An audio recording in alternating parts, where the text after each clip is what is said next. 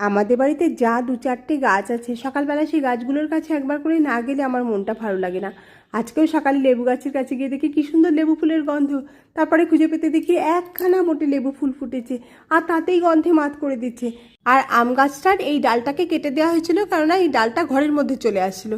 আর দেখো সেখান থেকেও আমের মুকুল হয়েছে, কি অদ্ভুত না। তারপরে আমি ঘরে এসে একটুখানি মুখটা পরিষ্কার করে নিলাম। এই ক্রিমটা আমাকে আমার ছেলে কিনে দিয়েছে, এটার নাম ক্লে।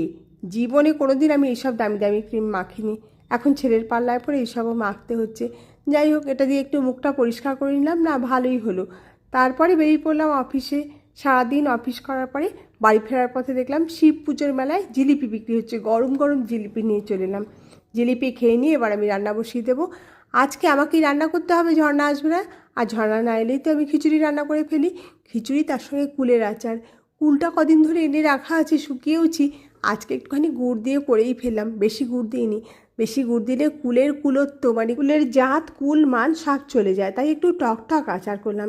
এরকম আচার আমাদের ছোটোবেলায় আমাদের স্কুলের সামনে নিতাইয়ের বাবা নিয়ে বসতো। কুলের আচার, হজমি, আলুর দম এসব দেখে তখন জিভ দিয়ে জল গড়াতো।